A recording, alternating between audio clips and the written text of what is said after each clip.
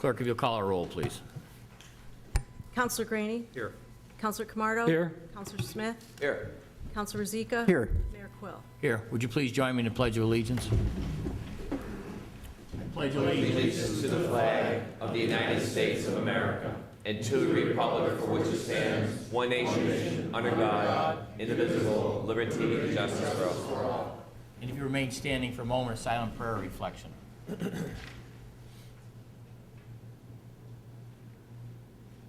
Thank you. Please be seated.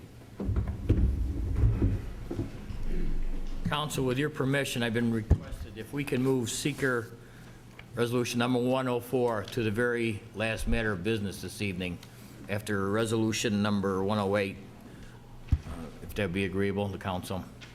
I'm fine with that. Fine. Any disagreement? Yeah, as long as there's enough tape left. I don't control the tape, councilors. We will move 108 to the very end. Well, if there is no tape, she's going to have, the clerk's going to have a backup tape, as we talked about last meeting. Okay. So if there's not a lot, so that's what we discussed last meeting. This time, we'll move to the public to be heard section. Clerk, if you read the rules and regulations.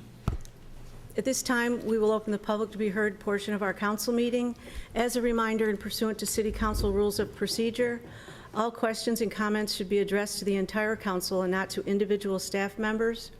Your remarks should be limited to 3 minutes and concern only issues involving the City Council, city government, or matters of general city concern. Any issues involving specific employees of the city should be directed to the city manager outside of the meeting, and all speakers before council should observe commonly accepted rules of courtesy.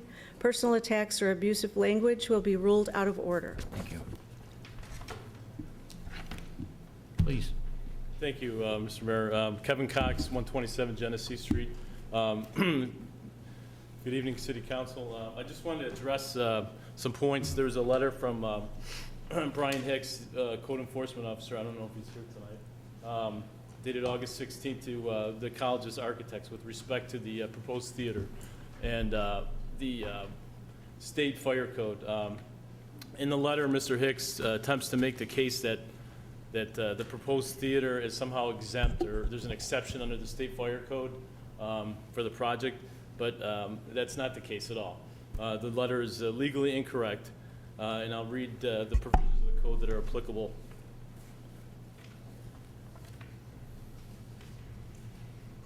The state fire code specifically states at Appendix D that I'm reading from, it says, where required, buildings or portions of buildings or facilities exceeding 30 feet, in this case the theater is 38 feet, so this applies, in height above the lowest level of fire department vehicle access shall be provided with approved fire apparatus access roads capable of accommodating fire department aerial apparatus. And then section 105.2D specifically states that fire apparatus access roads shall have a minimum unobstructed width of 26 feet. And the code also defines unobstructed at section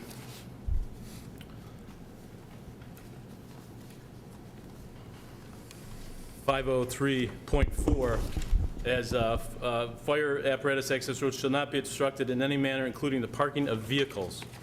And I've got a photograph here. And if I may approach, I only have one copy. This is a photograph of Mr. Hicks and his employees at the site. And you can see from the photograph the fire vehicle with the outrigging extended and parked cars on either side of that. And you can pass that around. As you can see, it would be virtually impossible if there was a fire or some kind of emergency at that theater, or any kind of emergency vehicle other than that fire truck, to fit through that access road. If there was an ambulance that needed to get through there, there's no way it could. And that's why the fire code is written the way it is. And this exception that Mr. Hicks claims applies doesn't apply at all.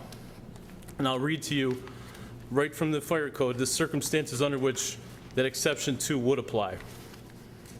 It says, fire apparatus access roads cannot be, where fire apparatus roads cannot be installed because of location on property, topography, waterways, non-negotiable grades, or other similar conditions. None of those things are present here. We've got a state street which qualifies under the definition as a fire apparatus road. That road could be worked on to be expanded to be the 26 feet that the state fire code requires. Mr. Cox, your time is up, sir. And that Thank you. cost, of course, should not be borne by the city, or the taxpayers, by the developers of the theater. Thank you. Thank you. Mr. Lattimore.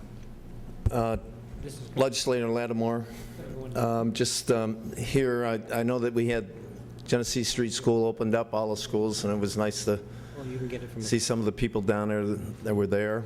The one thing I picked up, not the crossing guard issue, but the police officer, the SROs, I think that the SRO at that building is only there one day.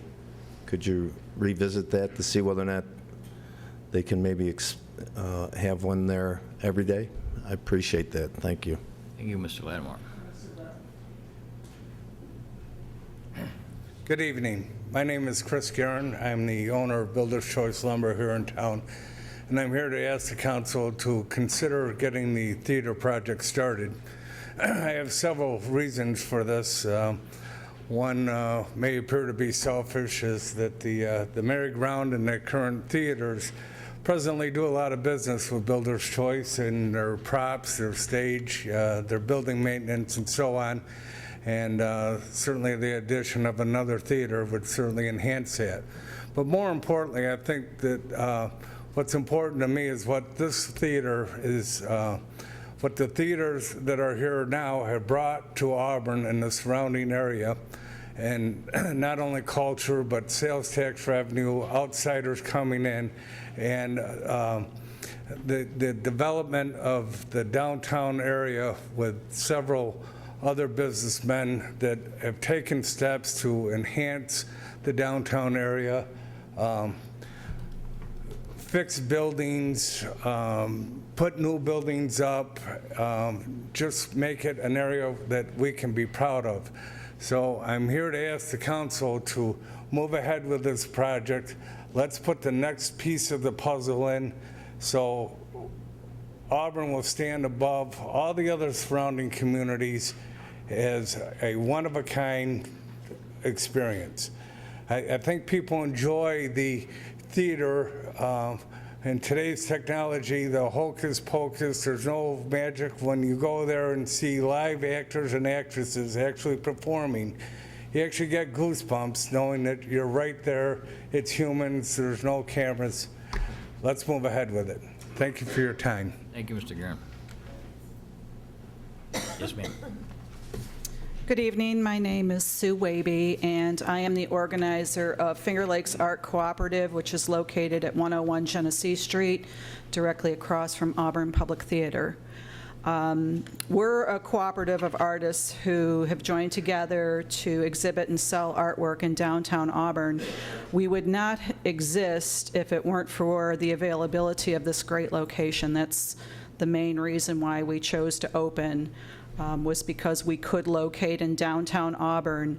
Over the years, probably just the last 3 or 4 or 5 years, there's been a turnaround in downtown Auburn. Auburn is becoming kind of a cultural center that includes not only theater and the various performances that we see at those theaters, but the community itself has embraced music and dance and so on. Downtown Auburn has become a destination not only for the community, but for outsiders as well. So in respect to the building of the Schwartz Family Performing Arts Center, I want to say as a merchant downtown, we're strategically located there, banking on the fact that this growth will continue and that theater will be built that will bring an additional 300 people who will come to performances at times that translate into our customers. And we're in business to make a profit. We have no profit if we don't have sales. We have no sales if we don't have people. And those people are the ones that come down to enjoy the quality of life that we can offer them. The variety of places to dine and to socialize are there, and it's something that we should not ignore. We need to encourage more businesses to come down. We have a number of businesses and individuals who are investing in Auburn, particularly downtown, and the transformation is amazing. Go down there on a Friday night and The vibe is palpable. You can just, the music on the street, it's just a great place to be, a great place to invite your guests who may come from out of town to. It's something we are proud of, or we should be proud of. We can all remember when downtown was in its slump and there were many vacant storefronts, and you could go to downtown any day of the week after 5 o'clock or on a weekend, and you could throw a bowling ball down Genesee Street and not hit a thing. Now you go down there and it's just people out on the street, walking around, going to restaurants, going to theaters, and enjoying the quality of life that's been created.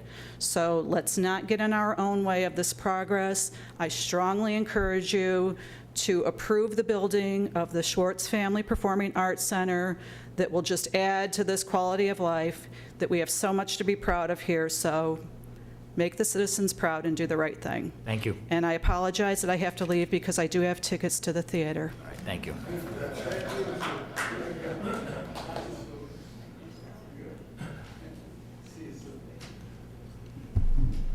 Good evening, members of council. Mr. Mayor, my name is Robert Nethercott. I live on Barrington Way in Auburn. I'd like to speak in a word of encouragement for you to do everything that is necessary to move forward with this project for the Schwartz Family Performing Arts Center. Earlier, a speaker, a representative from Mr. Camato's office, spoke about concerns regarding fire trucks and fire safety as it relates to State Street. I'm a little bewildered, only in that there are currently residences, businesses, a not-for-profit organization, some significant residents and occupants of that area. I'm sure that today, I hope today, that is a perfectly safe and acceptable within code thoroughfare. So simply the addition of a theater boggles my mind how that would affect the concerns from Mr. Camato's representatives.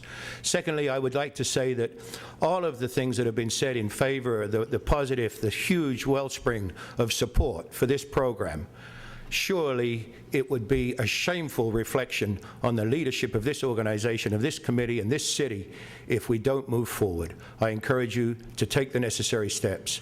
Thank you very much. Thank you,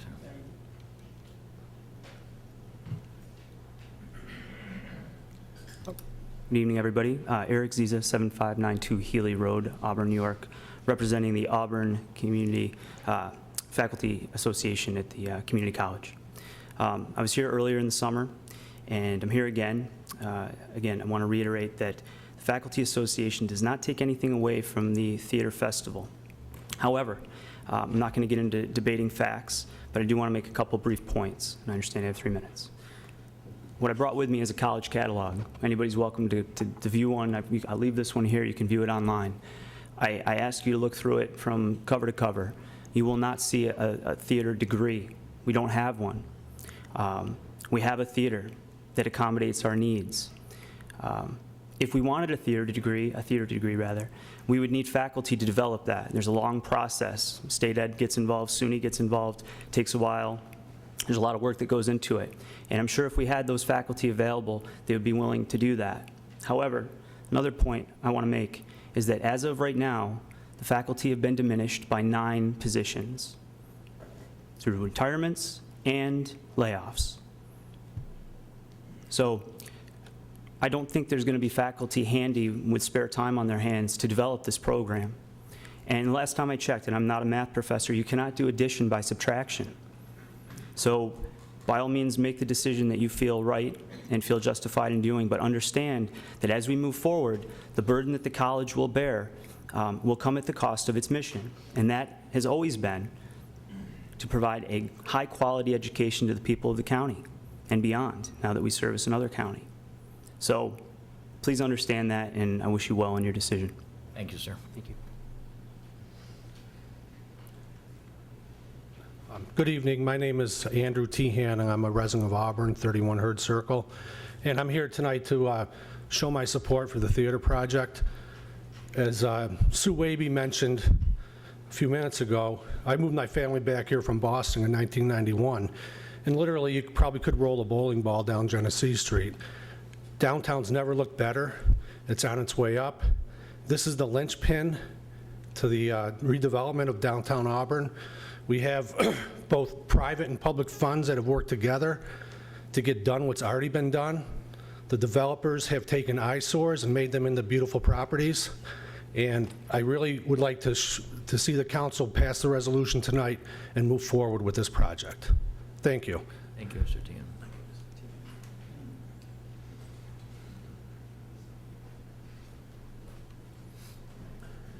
Good evening.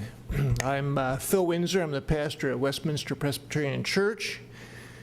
I don't know if all of you are aware of it or not, but Merry-Go-Round Theater offices are housed in one of our buildings, and they have been, Ed and I figured out today, for 28 years. It's been a productive and a mutually beneficial arrangement for those many years, and it's that our congregation is very supportive, both individually and as a congregation, of the Merry-Go-Round Theater. Aside from that, I want to say that I'm not a native Auburnian. We moved here in 2000 when I became pastor of the church. And to reflect what some of the other speakers have said, when we came in 2000, we were really kind of surprised at the state of the city. And in those 13 years, there's been a real boom. I call it a mini renaissance that's happened in Auburn. And I don't think all of it can be attributed to the theater, but I think a lot of it can. And I encourage you also to move forward with this project. And I will have to excuse myself also, not because I have theater tickets, for another reason. Thank you very much. Mr. Simmons, do you want to? Thank you. Good evening. My name is Bernie Simmons. I'm a resident of Auburn, 11 Melrose Road, also a business owner and operator here in the city of Auburn. And I'm here tonight representing A.T. Wally's downtown. Myself and my three partners have invested a lot of time and energy and effort in hopefully helping to bring downtown back. And a lot of what we've done under the, I guess, thought process that the theater would be something that would be happening. And we're here tonight to show that we're in support of the theater.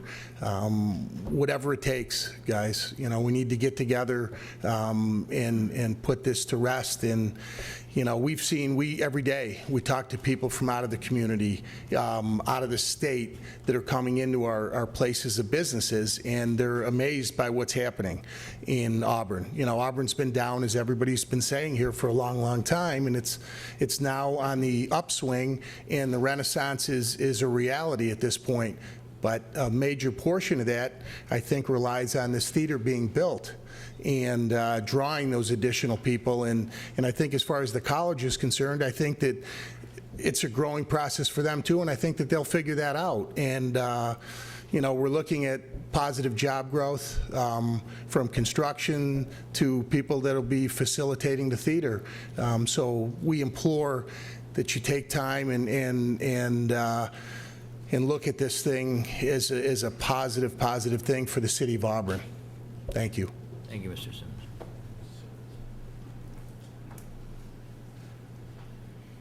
Hello, my name's Edward Morrow. I'm the owner of Morrow's Table here in Auburn. It's a restaurant. We've been open for about 3 years, and we've had a really good 3 years here in Auburn. Our reservation book is just loaded with people saying that they're going to the theater. When we take a reservation, we ask various questions, you know, like, what are your dietary restrictions, you know, what's going on with them, and many of them are saying that they're going to the theater. And there's no doubt in my mind that the style of restaurant that we are and the community that participates in the theater and the theater project downtown is definitely very beneficial to us. And I think to the community of Auburn. Most of the time as a chef, I've worked in resort areas like the Napa Valley or, you know, other very extremely busy places where tourism, Aspen, Colorado, comes all the time. And one of the things that I noted moving around the country from time to time is that when you have good restaurants, chef-driven restaurants, you have great things like the theater, and then you bring in retail, the downtown is so lively that you end up with not just people who are coming to see your restaurant, but also walk-ins and foot traffic. So, we're really hoping that the project moves forward because we'd love to do lunch and do more things. But we just wanted to really come down and show our support for what's going on and hope that you pass the resolution. Thank you. Thank you, sir. Mr. Souls. Good evening. Dan Souls, 45 Lakeshore Drive, Auburn, New York. I'm a business owner in Auburn. For those that don't know, this is one of our corporate offices for one of our companies. We have 9 companies. We employ 700 employees on the East Coast. We are in the process of building the Plaza of the Arts, which I'm sure you're familiar with. And by the way, when we bought the property, we paid back $74,000 in back property taxes that were not paid on that property to move forward with our project. We took a brave move as a company. I really believe maybe a braver move than the city's even taken in their position. And we decided to get behind the arts, get behind the Schwartz Theater and the creative core to consolidate our offices and move them from Virginia to New York. Probably, from my perspective, probably the worst financial move I ever made personally, but from a personal standpoint and an emotional standpoint, probably the best move I've ever made in my life. I believe in this city, I believe in this community, and I believe in what's going on here. Just to give you a couple facts, we're expecting on the Plaza of the Arts to create over 100 new jobs. We're bringing in jobs from Virginia and Pennsylvania. In the next 20 years, we believe this project will create over $800 million in new revenue, directly or indirectly, to the city of Auburn and Cuyahoga County. That's with sales tax, property tax, income tax, depository relationship. The biggest reason that we decided to do this was because of the Schwartz Theater. We really believed it was Auburn's time. It was the Renaissance that was on the move. The thing that kind of makes me sad about this whole process is how little position the city has taken in moving this whole process forward. This has been a renaissance by the developers and by the theater people and by the public. And I think it's time that the city stands up and stands for what's right in the city. It's not about parking. It's not about businesses. It's about growth in our city. And the people that are doing this are taking a brave move. So we, as one part, are doing our share. And I want you to know that our company completely supports the project. And it's the largest impetus of why we're moving forward with this project. Thank you. Thank you, Mr. Souls.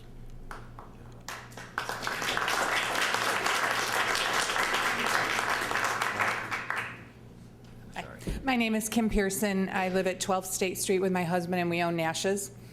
I speak from a point of view of someone who owns a business and lives, and I've spoke to you before, so I'm sure you remember some of what I said. I know over the past few weeks there's been some discussion about how the businesses will handle construction work and parking and people on the streets. Well, for one, we've lived through construction so many times over the past 40 years that another few years of construction is not going to bother us at all. Parking, there's going to be problems with parking, but I think let's have a problem with parking first and then find places for people to park. And as far as too many people on the street, there can't be too many people on the street. We have recently, on one Saturday in particular, we did not have one customer from the city of Auburn. Everybody that came in was from out of town, out of state, and they were all walk-in traffic. And there probably has not been much walk-in traffic for, I can't even imagine how many years. I remember 25 years ago was probably the last major promotion of downtown businesses, and it was, I don't know if anyone remembers Auburn Fever. Probably not. There was a big ping pong ball drop.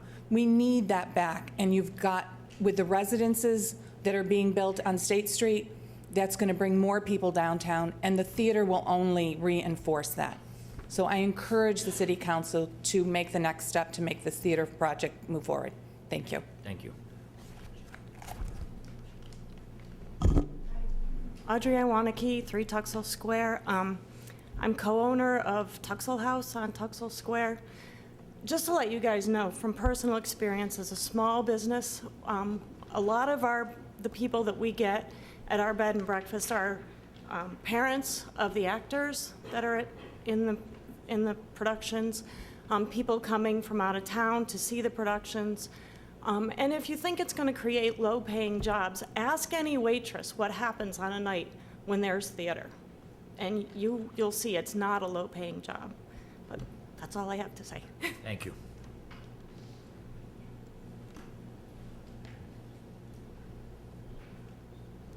Good evening. My name is Joshua Katzker. I'm an actor with the Merry-Go-Round Playhouse's Youth Theater. I was previously employed by the Merry-Go-Round Playhouse from 2005 to 2008. I recall towards the end of my first stint with the company, Mr. Sales was preparing to move forward with the launch of the Finger Lakes Musical Theater Festival. The idea being that by moving a theater into downtown Auburn, you would then be moving audiences into downtown Auburn, and audiences bringing with them money for food, for arts, for a number of different products. When I returned to Auburn 2 weeks ago, I was struck driving east on Route 20 into the heart of Auburn just how much this place has changed in the 5 years that I've been gone. I can't attribute that entirely to the movement of the theater to downtown, but I know for a fact that that's part of it. And I would ask the City Council to consider if moving one theater downtown can do that for the city, to think of what adding another theater could do. Thank you. Thank you, sir.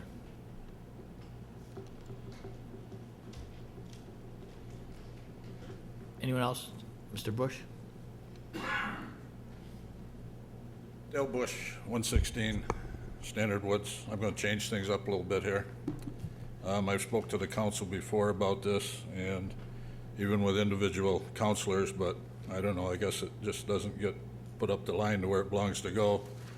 But I tried for several times today to print out the agenda for today's council meeting off the website. It didn't matter whether I go to records for the next council meeting or whether I went on the meeting calendar and clicked on September 5th. What I got was last week's. So it would be nice to be able to get the agenda for these meetings instead of walking in here and have to take one off the table to see at the last minute what's going on. So if we could ensure that the office in charge of this website gets the agenda put on Wednesday, Tuesday, whenever it's available, even Thursday by noon or so. I'm sure it's out there. So maybe if the council could ensure that the person is responsible for this office see that the work is done in the office before they go out and volunteer to assist with crossing guard duties, which is a job I had until it was eliminated by this council. Thank you. Thank you, Mr. Bush. Anyone else this evening?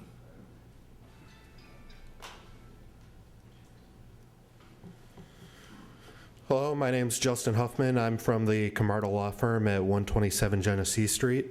Once again, we've heard a number of people here this evening talk about the idea of the Schwartz Theater and how it could be a boon to the community. Now, while that may very well be, that's not the issue that's before you all tonight.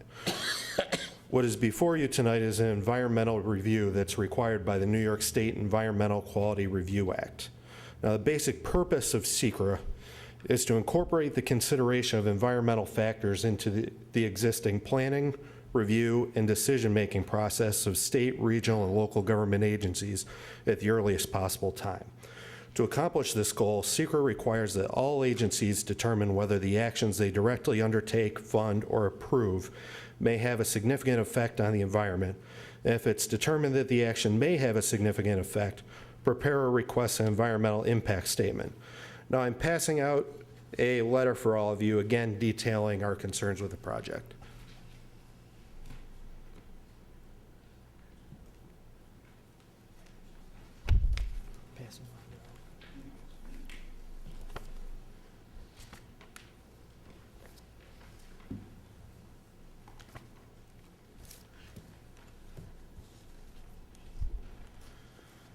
For over 2 years now, we have consistently raised our concerns with respect to environmental impacts this project may have.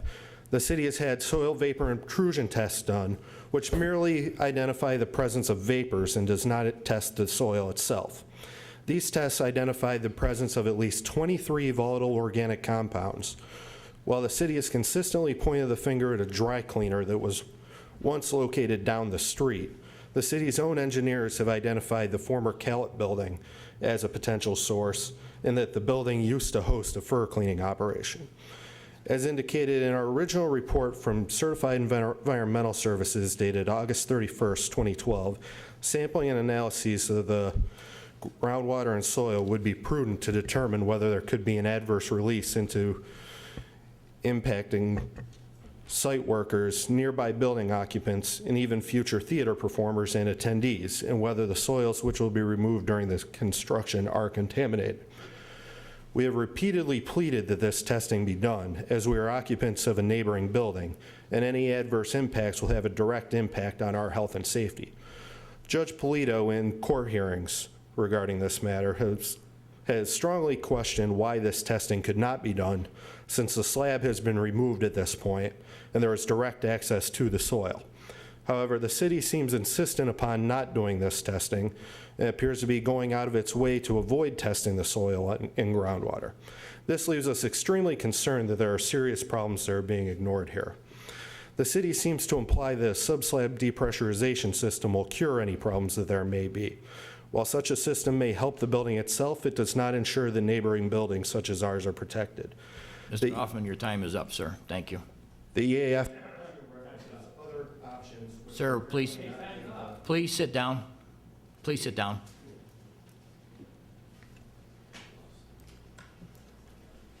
Is there anyone else desiring to be heard this evening?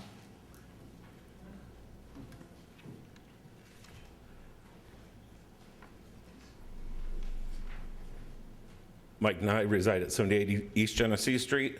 I'm just here to ask you guys to vote yes for the new theater. As a actor who's, well, I'm not a professional actor, but as a local actor who's been in 8 professional shows at the Merry-Go-Round, it is a fine asset to this community theater that they have brought to this place, to Auburn. And the people that come here that I've talked with, the actors and actresses, they're so impressed with the way that Auburn looks, and everybody's talking about how an increased theater would be so good for this community. It's also nice, as a resident, I know I'm not a professional, I don't own a business, I work for a local firm here in Auburn, but it's always very nice to be driving downtown on Thursday, Friday, and Saturday night and seeing downtown busy for once, and everybody, you go to A.T. Wally's, you go to Morrow's Tavern, people are asking, they're talking about how the theater has brought them to here, and it's time that the city does get with the Renaissance Project and get this theater into the community. I mean, it is definitely an asset. It doesn't take anybody with a small brain to figure it out that, yes, we do need this theater. The city needs the income, and I'm all for and I ask you people to vote yes for the proposal. Thank you, Mr. Nye. Anyone else desiring to be heard this evening?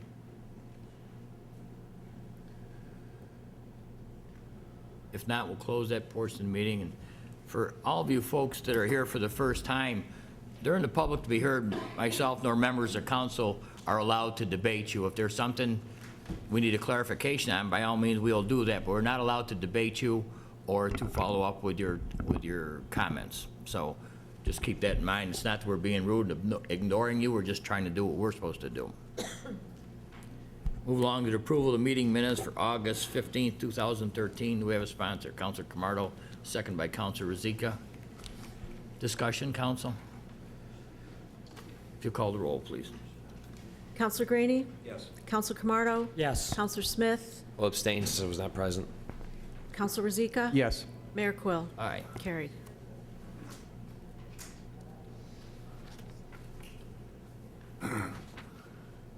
Presentations or proclamations? I do have a proclamation. I have one proclamation. Proclamation for National Preparedness Month. Whereas National Preparedness Month creates an important opportunity for every resident of the City of Auburn, New York, to prepare their homes, businesses, and communities for any type of emergency, from natural disasters to potential terrorist attacks. And whereas investing in the preparedness of ourselves, our families, businesses, and communities can reduce fatalities and economic devastation in our communities and in our nation. And whereas the Federal Emergency Management Agency READY campaign, Citizens Corp., other federal, state, local, and private and volunteer agencies are working to increase public activities in preparing for emergencies and to educate individuals on how to take action.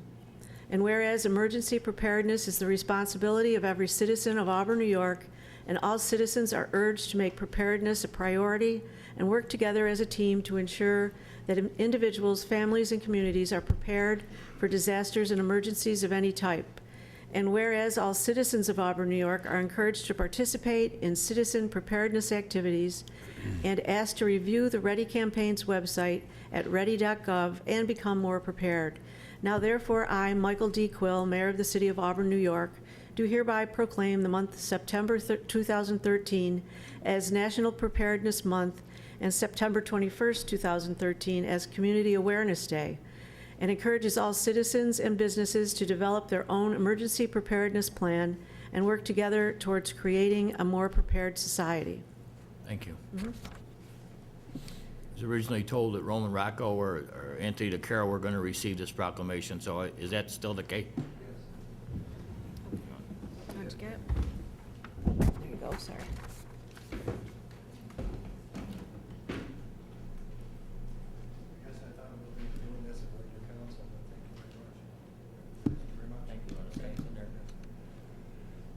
This is just in order to... We appreciate the consideration. September is National Preparedness Month, and this is in order to allow all of us to take a few minutes and to come to an understanding that we should take some time to collect some materials in our home to prepare for the unexpected, and the unexpected may take the form of a short power outage or an unexpected automobile accident or anything like that. To collect materials like batteries, a flashlight, a couple of days worth of food and canned goods in non-perishable form to get us through things that could happen that might occur unexpectedly. Toward that end, we're going to be having a display. I believe that it will be set up at Lowe's this year with some of the emergency providers in the area. And some of our partners this year will include the Auburn Fire Department, Auburn Public Works, the Red Cross, the County Emergency Management Agency, to set up displays to give people an idea of how to go about dealing with the unexpected and emergencies like that, and how to prepare for a disaster should they occur. Thank you. Thank you, Mr. Carroll. Public announcements? None. City manager's report, please. Mayor, I have 4 items, but 3 of them I think will engender some discussion, so I'd like to handle those under other business. There is one, though, I was asked to provide just a brief report on this first few days of school and the crossing guard situation and how the police department has handled that. With us this evening is Greg Gilfus, and Greg's ready to just give you a little update on the first few days. Good evening, guys. The first 2 days of school went off pretty well. We didn't have any issues or complaints at all with any of the cuts that were made due to the crossing guards, with the budget being changed. Everything went out without a hitch. We didn't have any accidents or any major incidents at all to report back to you. I got a question. Doug, have you set up a meeting with the SROs with the school district yet? September 9th, yes. Very good. And just so the public knows, I guess you sent a memo to council. It was about $189,000 that the city's participating in that program, correct? Last year, when right, we calculated the total cost. About the same this year, probably, too, right? Yeah. Sure. Okay. For clarification, that's above what the school is paying us, correct? Right, right. The school made a contribution, but when we add in pension costs, overtime, those additional costs, that's where the additional money comes in that the city contributed. Very good. Thanks, officer. Thank you. Have a good night. So you're going to pick up on the other end? Yes. All right, thank you. Presentation of petitions and communications. None. Seeker Resolution 104 has been moved to the end of the meeting. Seeker Resolution number 105 of 2013, determining that the proposed action is a Type 2 action for the purpose of New York State Environmental Quality Review Act. Sponsored by Councilor Rozika, second by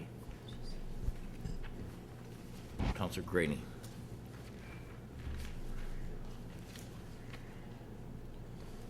Excuse me. Seeker Resolution number 105 of 2013 by Councilor Rozika, seconded by Councilor Graney.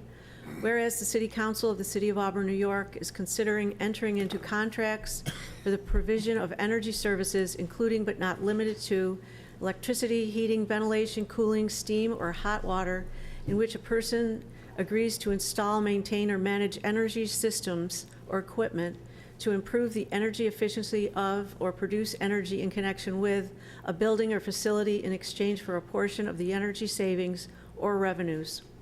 And whereas project activities consist of contracts for continuing administration and management of the city's assets that will result in the replacement and upgrades of certain equipment and existing facility components in kind on the same site.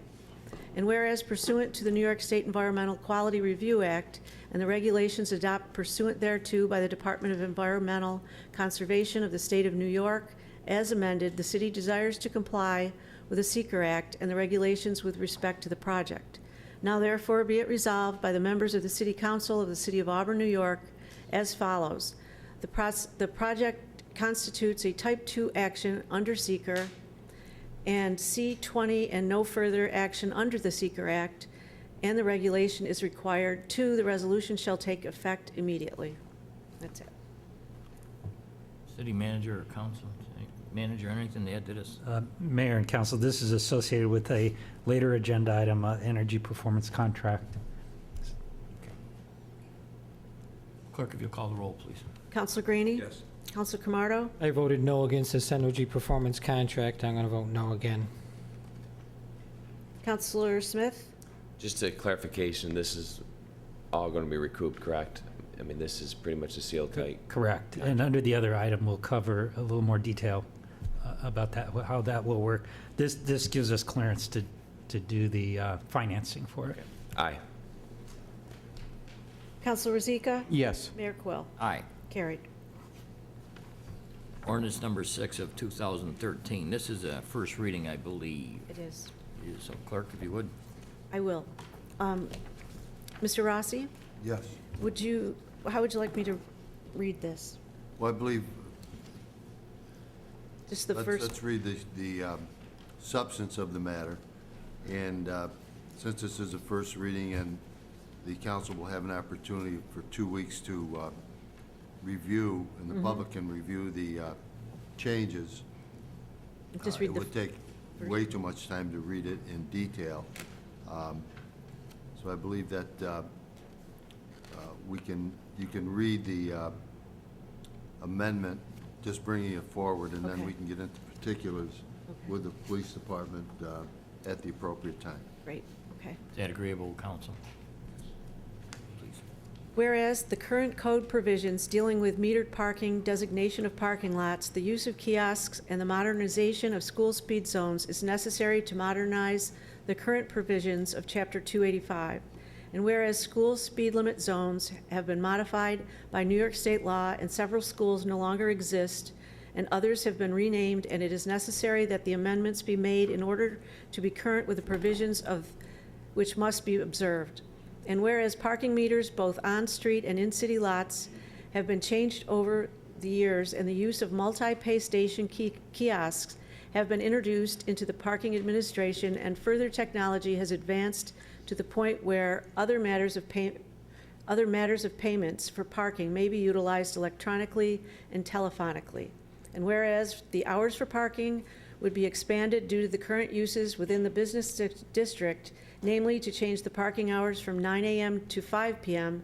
to 9 a.m. to 9 p.m. daily, except for Saturdays and Sundays.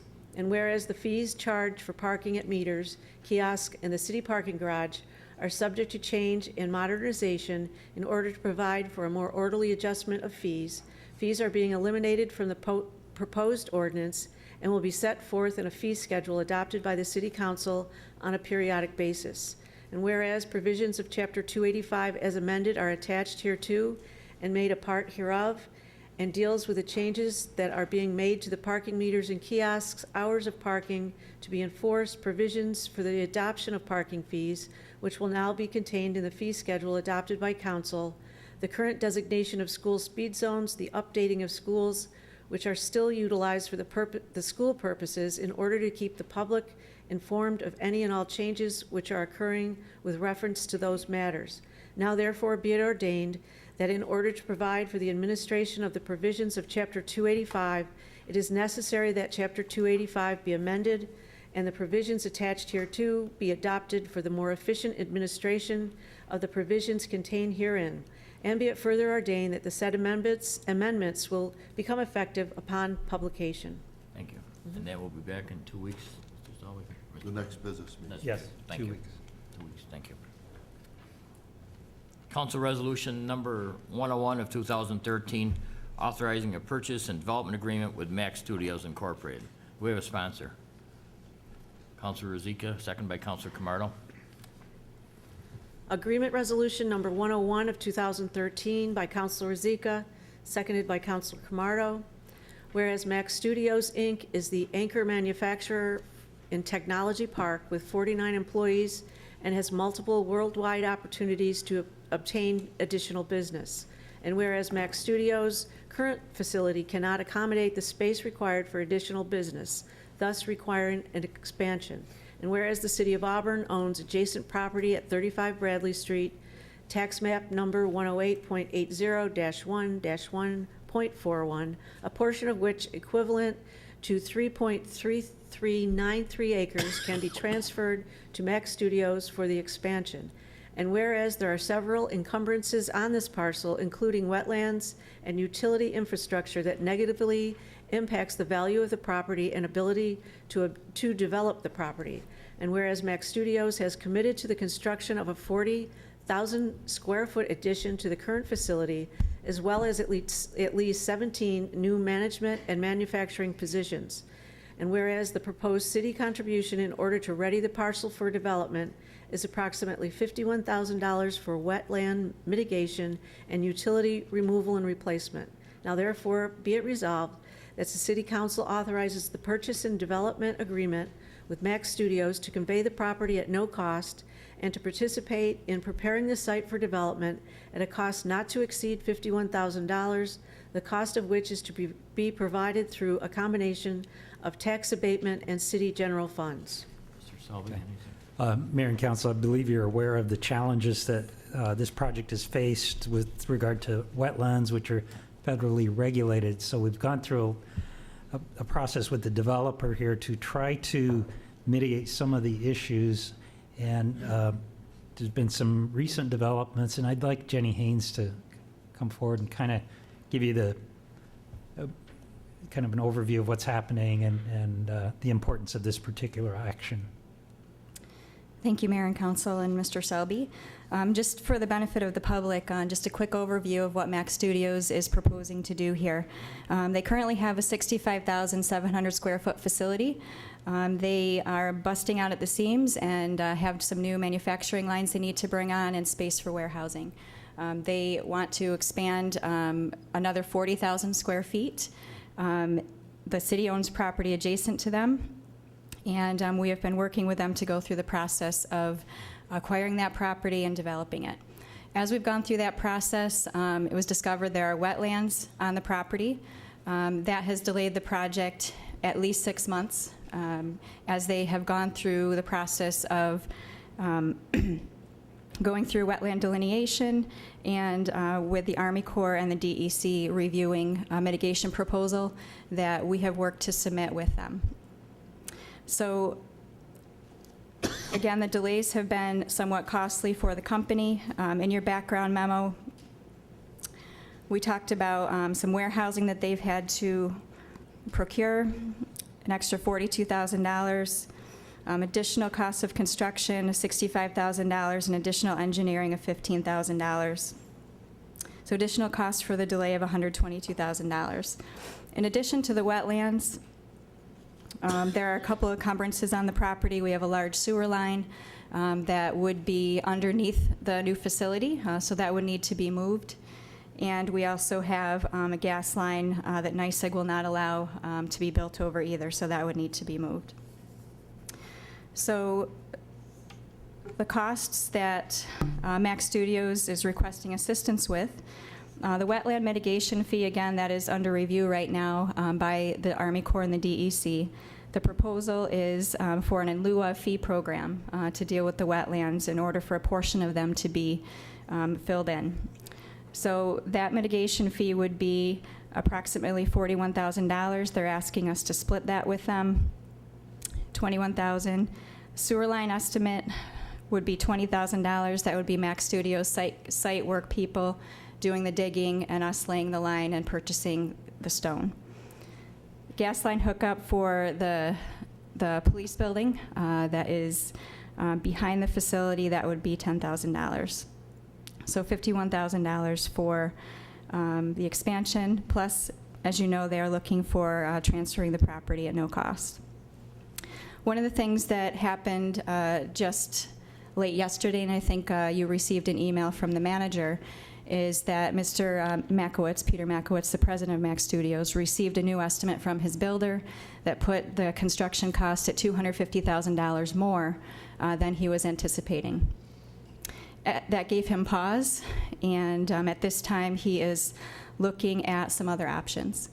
He and I spoke several times today, and I would still like to keep the site in the mix. I have been speaking with Andrew Fish at Cayuga Economic Development Agency. We would like to continue to work with Mac Studios at the site. We have a couple of ideas as to how to help reduce that additional $250,000 gap. And so we would like to be able to keep this city site in the mix for his expansion. So as staff, we're recommending that this resolution be approved for the land to be transferred to Mac Studios at no cost and to provide the assistance that they're requesting. Mayor, I'm going to ask that this be tabled to have further conversation with Peter Mack and have him let us know his intentions, because at this stage of the game, I think his intentions, I don't know where he's going with his plans. We're willing to help and have further negotiations as we speak, but I think that we need to keep those lines open before we vote on something. I understand, and that's a motion to table. Table, yes it is. Why isn't Mr. Mack here tonight? Again, as I said, this additional funding cost to his construction has given him pause, and he is looking at other options. Again, I am asking that this be voted on tonight in order to show the city's support and keep this site in the mix. If this is tabled or voted down, I am concerned about him looking outside the city or outside the community. There's a motion on the floor. There's a motion. Do we have a second on the motion? I'll second it just to move things along. Discussion on the motion. Again, reading the email that was distributed. Correct, You really, procedurally, there's no discussion. You have to vote on the motion. Correct. You'll call the roll, please. Table it. The roll for tabling this motion. Yes. Or this resolution. Councilor Graney? I'm going to table. Mr. Mack's not here. I'd like to hear from Mr. Mack, so I'm going to table till I can hear from Mr. You're Mack. voting yes to table it. Yes. I'm voting yes, too. I think that's all of our intentions, to have Mr. Mack come in and speak to us. You're yes? Yes. From Councilor Camardo? Yes. Councilor Smith? No, I'd like to vote on this. So you're voting no on tabling it? Yes. Thank you. No table. Councilor Rozika? I'm voting yes to table this because I think it's important we keep this dialogue, because this may change. It sounds to me like there's a lot of scope creep, plus the tone of the email that he had sent us indicated that, to me, that was not going to happen. Mayor Quill? No. Mayor, if I may. Councilor. Just to, why I did want to vote on this, because I think we need to tell Mr. Mack what we are for and what we are against. So that's what I wanted to go for. I have no problem in deeding over the land to Mr. Mack. I have no problem with encouraging Mr. Mack to build on either this site that we're looking to possibly give to him, or to look at another potential site at Tech Park. I think we all agree, a very creative man. It's a fabulous business, an operation that he has going there. My problems, though, I was going to suggest some changes in this, was that it's one thing to deed the land over to Mr. Mack, which I have no problem in doing, giving him this land at no cost. But I think it's another issue to make to use taxpayers' money to improve it and give it away. So I was just going to make a few minor adjustments to the wetland mitigation fee, the sewer line, the gas line hookup for city buildings.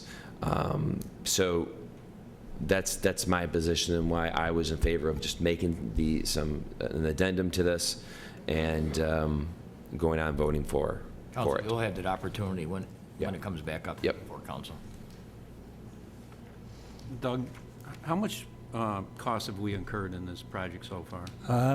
We, through consulting fees, I think we're probably in the $5,000 range. Is that right, Jenny? About $5,000. And this is a result of the wetlands issue and us hiring consultants to work on that. In addition, Mr. Mack has hired an attorney who's an expert in this area and has worked cooperatively with us. Can you go into a little detail what the problem is down there? Yeah, the property is encumbered by a wetland which has a federal designation, which means it falls under the regulatory authority of the Army Corps of Engineers.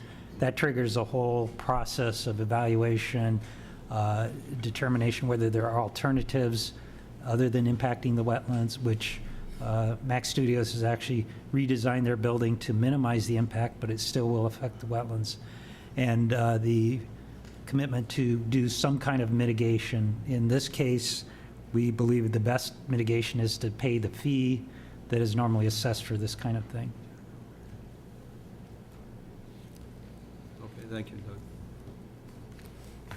Financial Resolution Number 102 of 2013, authorizing negotiations, execution, delivery of energy performance contracts and related lease purchase agreements with Wendell Energy for improvements at various city-owned facilities. Sponsored by Councilor Graney, seconded by Councilor Rozika. Excuse me. Financial Resolution Number 102 of 2013 by Councilor Graney, seconded by Councilor Rozika.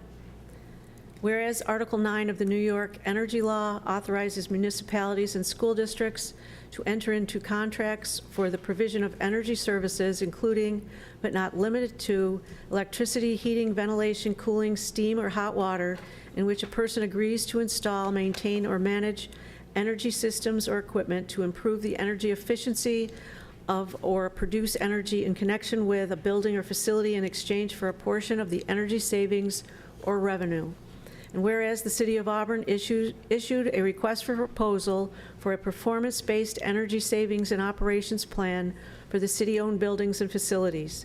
And whereas based on the city's evaluation of proposals, Wendell Energy was selected to develop and implement a performance-based energy savings and operation plan. And whereas Agreement Resolution Number 68 of 2012 and Number 66 of 2013 authorized the execution of certain energy performance contracts with Wendell Energy. And whereas Wendell Energy has provided the city with detailed energy audit reports dated July 9th, 2013, which sets forth detailed design plans for improvements at city-owned buildings and other facilities, retrofits, energy-saving estimates, and proposed financing plans. And whereas the city now intends to authorize the negotiation, execution, and delivery of one or more energy performance contracts and related lease purchase agreements in an aggregate original principal amount not to exceed $6,272,011. Now therefore be it resolved by the City Council of the City of Auburn, New York as follows. Section 1, in accordance with Section 9-103 of the Act, the city is hereby authorized on behalf of the City of Auburn to enter into one or more energy performance contracts and related lease purchase agreements and other agreements in aggregate original principal amount not to exceed $6,272,011, pursuant to which Wendell Energy will provide equipment, capital improvements, repairs, ongoing preventative maintenance, and other services to improve energy efficiency of city-owned buildings and facilities as more particular described in the energy audit reports. Section 2, the comptroller as chief fiscal officer of the city is hereby authorized to negotiate, execute, and deliver on behalf of the city the agreements and all other certificates and instruments required in connection therewith, provided, however, that all amounts payable by the city pursuant to the agreements shall be subject to annual appropriation of such payments by City Council. The power to prescribe the terms, forms, and covenants of the agreements, including the designation of one or more agreements as qualified tax-exempt obligations pursuant to Section 265B3 of the Internal Revenue Code 1986 as amended, is hereby delegated to the Chief Fiscal Officer as Chief Fiscal Officer. Section 3, this resolution is intended to constitute the declaration of the city's official intent to reimburse the costs of the improvements described in Section 1 of this resolution with proceeds from the agreements as required by the Treasury Regulations, Section 1.150-2. Section 4, this resolution is not subject to a mandatory or permissive referendum. Section 5, the City Council hereby determines that the provisions of the State Environmental Quality Review Act and the regulations thereunder have previously been satisfied with respect to the expenditure authorized by this resolution. Section 6, this resolution shall take effect immediately. All acts previously taken by the city with respect to the execution and delivery of this agreement are hereby ratified and confirmed. Discussion? City manager, you want to add anything, please? This is probably confusing for people who haven't been to the meetings before. I know the council understands what this process involves, but just in brief, the consultant has identified a number of projects that will save energy. The cost of those projects will be paid for by the energy savings. And what we're asking the council to also authorize here is not just the agreement with Wendell, but a financing arrangement, which is a lease, a municipal lease arrangement. We've looked at bonding, which on another energy performance contract with Simmons, we issued that. This one, we feel that the rate is more favorable for a municipal financing arrangement. So we're asking the council to approve that. This is a companion to the seeker item you already approved. And Joe DeFazio is here from Wendell. Christina Selvik is here as well. Council? I guess, hey, Joe, you want to just give us a brief update while we're back here with the lease option here? Christina put handouts up. Doug did a pretty good job of explaining where we're at. You've previously approved going forward with the project. The next step is getting the financing. And as Doug mentioned, the city's chosen to go with a municipal lease. And there's a lot of benefits to a municipal lease versus bonding. The non-appropriations clause that's associated with a lease categorizes that as is not a long-term debt, but a current obligation, a current year obligation. So every year you reappropriate for it. And that's a requirement of not only the energy law, but just as by definition a lease. The term lease it's a little different when you refer to it as under a municipal lease. It's not like a commercial lease where you don't get ownership as you're making your payments. A municipal lease, every payment you're buying down the project, you're paying out principal. So when you're done making your payments, you now own all of the equipment, just like a regular finance or vehicle. So I'm here to answer any questions you might have. The rate is very good. We've done 4 of these over the past 5 months. This is the most favorable rate that I've seen at 2.79%. It's a great rate. It's a fixed rate, not variable. How many cities have lost money on this that you've worked with? None. How many? None. Over how many years have you been doing this? Since 2001. Thank you, Joe. How many cities have benefited from doing this? Roughly, we've done over the past, since 2001, maybe 10 to 15 cities. Multiple school districts also take advantage of this. Counties. We've done over $60 million worth of this type of work. I guess, Joe, can you briefly explain how the program works? Sure. I mean, we've gone through this. Right. The operating budget the city has includes budgets for utilities, energy in the form of electrical or fossil fuel, natural gas. So those budgets are there every year. What our project does, it goes in and makes improvements so that those budgets can be reduced. We put in more energy efficient equipment, more energy efficient lighting, more energy efficient boilers, for example. It reduces the cost to operate those over time. The payment obligation is made up of that difference of what it cost prior, utility budget prior to the improvement, and you subtract out the utility cost that it is now. There's a gap. That gap is used to pay out the loan. So there's really no money out of pocket for the city. So the project truly pays for itself. But there's an obligation. How long is this lease for? 12 years, I believe, right? 13. 13. That's because it worked out better. It worked out better that way. So the savings pays for the upgrades. Correct. And the savings are guaranteed? And the savings are guaranteed. Savings are guaranteed. Is a lease common amongst, throughout the, or is it? Municipal lease is the most common method of financing this type of work. Bonds are also used, but it's a case-by-case basis. You look at which rate is the most favorable. In this case, the lease rate is more favorable. Bonding has additional costs associated with releasing the bond and counsel and legal fees associated with it. Joe, what's your company's fee on this project? The fee? Your fee? It's 33%. We have no fee from the lease arrangement. It's we get no payment from the leasing aspect of it. Very good. Thank you, Joe. Clerk, if you'll call the roll, please. Excuse me. Counselor Graney? Yes. Counselor Camardo? No. Counselor Smith? Aye. Counselor Rozika? Yes.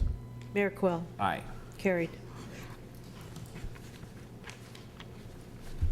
Board Resolution Number 106 of 2013, ordering the purchase of chemicals used by the City of Auburn. Do we have a sponsor?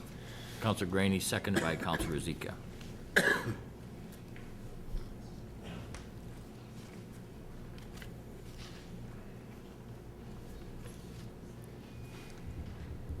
Award Resolution Number 106 of 2013 by Counselor Graney, seconded by Counselor Rozika.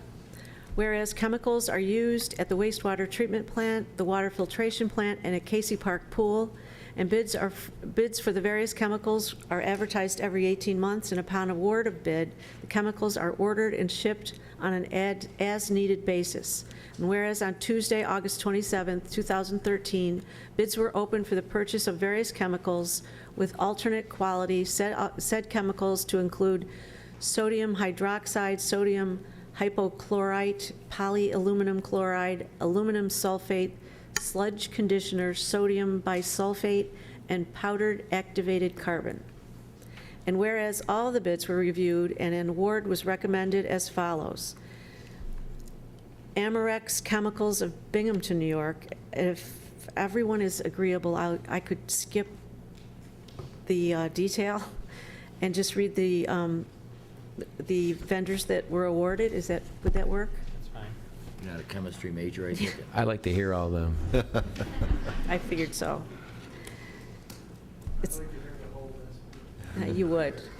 You would. Your challenge, huh? Just go with your first thought. I could do it if everybody's got.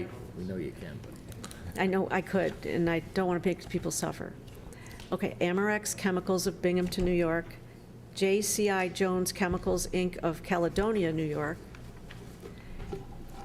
Paladine, Inc. of Riceboro, Georgia, Thatcher Company of New York of Salt Lake City, Utah, And whereas it is necessary that the Auburn City Council pass Award Resolution Number 106 in order that the departments using the chemicals are able to purchase the same for a period of 18 months. Now therefore be it resolved that the Auburn City Council does hereby award the bids for various chemicals required by the City of Auburn departments as set forth herein, and that departments are authorized pursuant to their budget accounts as appropriate to purchase said chemicals at the above-mentioned prices for which is a period of 18 months. I believe you deleted Slack Chemical, Carthage, New York. Oh, I'm sorry. Oh, I am sorry. You got hung up in them triglyceride compounds. Sorry, I skipped it. All right. Discussion by council. Clerk, if you call the roll, please. Counselor Greenie? Yes. Counselor Camardo? Yes. Counselor Smith? Aye. Counselor Rozika? Yes. Mayor Quill? Aye. Carried. Award Resolution Number 107 of 2013, awarding a bid for the Falcon Park renovation project. We have a sponsor, Counselor Greenie, seconded by Counselor Smith.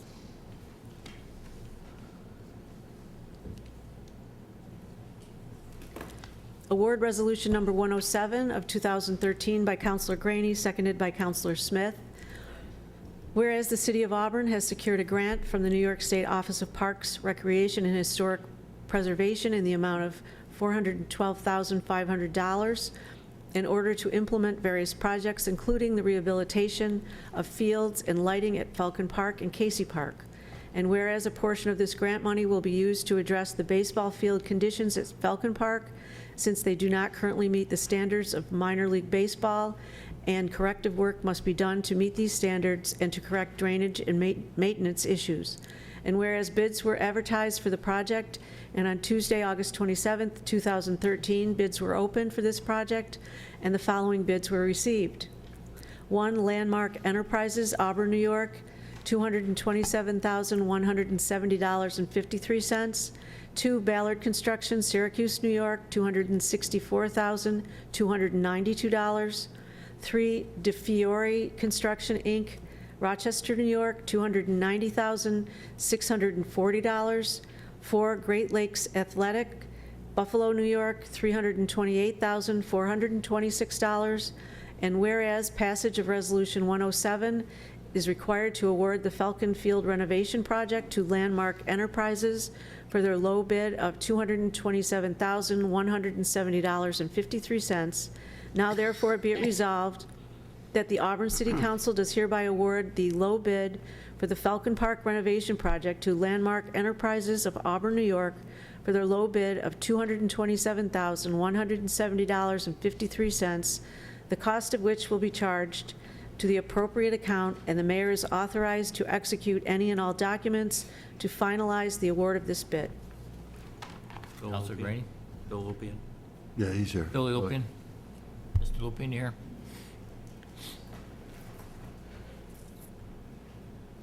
Yes, Counselor. So it's great to see a local company got this bid. Can Yes. you elaborate on what the project's going to entail down there? Yeah, it's basically we're going to peel off the baseball, the whole surface, except for the infield. They'll take and then put in a root zone mix that'll be more advantageous. They'll make sure it's all, they use laser levels to make sure it's all at the right grade for drainage. Then they'll put brand new sod down that's in the outfield. They'll also improve the sprinkler system, an automatic one, so you don't have to bring the hoses out. There'll also be some drains just put outside the infield area, so if they have tarps on it, and then when they pull the tarps off, usually you get a big, huge ponding of water.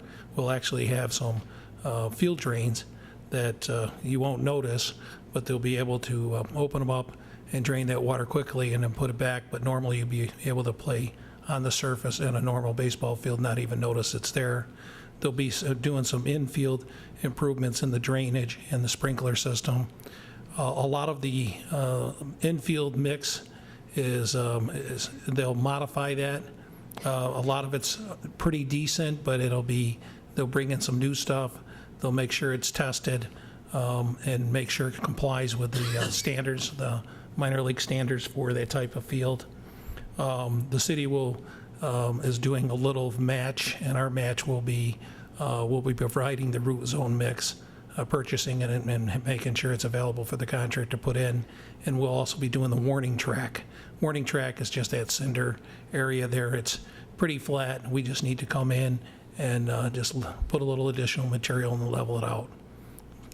We need to do the work the end of this year and the beginning of next year, so everything is all done. The sod's been 2 or 3 weeks down before we let baseball players play on it next year. We'll have all the work done before next year's season. So it should be quite an improvement. Oh, definitely quite an improvement. No, okay. This field is, most of the money we're spending right now is for the Falcon Park. We're going to do Casey Park afterwards.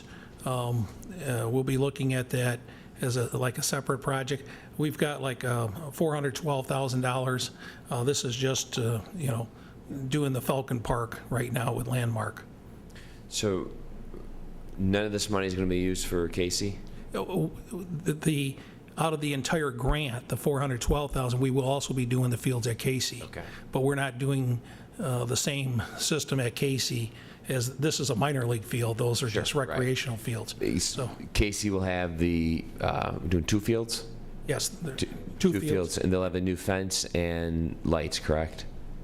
We're doing all of the lighting at Falcon Park, and we'll look at the lighting at Casey Park as well. That'll be a separate project, but we wanted to get this done because this has got to be done before next year's ball season. I think the grant, I don't mean to speak for Christina, but I think we have 2 years to do all of the work, but we want to make sure that we get ready for next year's ball season. So that's what this contract's for, to get Falcon Park going. Now, Bill, question, since the bids come in so favorable, is there room to do more improvements? Yes, we're going to maximize the $412,000 for, whatever we've written in the grant, but the major part is let's get Casey and Falcon Park going first and get that completely done, what we need to do. Billy, any of the sod that we're removing from Falcon Park, can that be used at Casey or anywhere else? Can we take advantage of it? Actually, we usually, to keep the bid prices down, we give the option of the contractor to bring this stuff down to the City of Auburn landfill at no tipping cost. We make sure they can get in and out quick, and if they bring it down there, the sod and stuff we can use for the final cover. The other material they take out, we can use it for the daily cover. But we're not requiring them that they have to do that. That way the contractor, he feels there's a salvage value and he wants to haul it all away, instead of hauling it just down the street, he might lower his price to do that. So it's not a requirement. I had a couple bare spots I was trying to take care of there, so. Isn't that? No, but go ahead, John. You're using it as cover down the landfill, isn't that a lot of Dirt. cover that you're putting over the top of the landfill? Yeah, the daily cover, and don't mean to speak for the 'Cause I know it's landfill guys, there's different ways you can cover it, but if you use dirt to cover it, the daily cover is 6 inches each day. I mean, you can put a tarp down, take the tarp back up, but if you just use dirt, it's 6 inches of cover each day. When the landfill is filled, the final cover requirement is 2 feet. There you put a permanent cap on it, and it's 2 feet thick. So you're saving this for when the landfill will be capped? No, if it's brought down to the landfill, then the city will decide. If they bring the sod material down, we'll probably pile it up, and we'll probably use it for, surface. The other stuff that's underneath, we'll probably use for daily cover material. Again, but they're not required to. Yeah, Bill, if we could possibly not have that go to the landfill, I mean, we have a number of parks, I'm sure, that we could use that sod for, especially the softball fields at Clifford Park, and as the mayor mentioned, or someone mentioned, with the new fields. I just don't want to fill that landfill up with dirt. Well, we wouldn't use, if we bring the dirt down there, it'll be, instead of buying other dirt and bring it in where we're paying money, we won't increase the amount of dirt that we fill up the landfill. Right, well, we shouldn't be putting dirt in there. We'll put it in separate piles, and it's just a way for the contractor to just get down there, unload it, and get back to his site. Once it's down there, we'll put it in piles, and the city can, if they need to, they can go down and get it and use it anywhere they want. Why don't we stockpile it and make best use of it? That's what I think that we're all going to. in this Right, area. right, yeah. Exactly. Again, I have to echo Councilor Graney's comment that it's really very good news that an Auburn local contractor was awarded this, and I do think that it's beneficial we keep our local businesses in operation this way, and of course, him being the low bidder, it was just a win-win for everyone. Clerk, if you'll call the roll, please. Counselor Graney? Yes. Counselor Camardo? Yes. Counselor Smith? Aye. Counselor Rozika? Yes. Mayor Quill? Aye. Carried.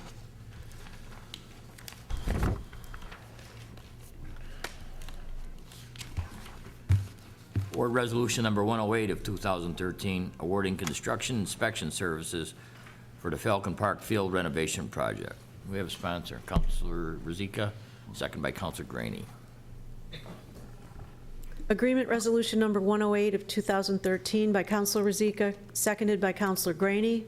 Whereas the City of Auburn has secured a grant from the New York State Office of Parks, Recreation, and Historic Preservation in the amount of $412,500, a portion of which is to rehabilitate the fields and lighting at Falcon Park and Casey Park. And whereas previously CNS engineers were awarded a contract to provide an investigation of the current conditions, design of the project to meet the required standards, the preparation of bid documents, and construction administration for this project. And whereas Landmark Enterprises of Auburn, New York has been awarded a bid for the Falcon Park Field renovation project, and it is now required that an agreement be entered into for the construction inspection contract for the project. And CNS Engineers has familiarity with the project due to the fact that it has provided the investigation of conditions, the design of the project, and the preparation of the bid documents, and will now provide for construction administration for this project in the amount of $35,750. Now therefore be it resolved that the Auburn City Council does hereby enter into an agreement for the construction inspection contract for Falcon Park Field renovation project with CNS Engineers in the amount of $35,750, the cost of which will be charged to the appropriate account, and the mayor is authorized to sign any and all documents in order to enter said agreement. Thank you. Discussion? It's great timing because the ball season just ended last night, I believe, so this is great time to get started. Clerk, if you'll call the roll. Counselor Graney? Yes. Counselor Camardo? Yes. Counselor Smith? Aye. Counselor Rozika? Yes. Mayor Quill? Aye. Carried. Seeker Resolution number 104. Back up here a little bit. Regarding the Schwartz Family Performing Arts Center. Do we have a sponsor? Counselor Rozika, seconded by Counselor Graney. Mr. Rossi, do we need to read, should we read the entire seeker into the record, or what are your thoughts on it, sir? Well, I believe that it was read at the first reading 2 weeks ago, and I think if we read the pertinent parts as we usually do with ordinances and seekers, the rest of which is boilerplate, I don't believe we have to read all that in. We just make reference to it. Okay. Mayor, can we take a short break here? Sure. One thing, is that all right with council? We do it that way? All right, let's take about a 5-minute recess. Thanks.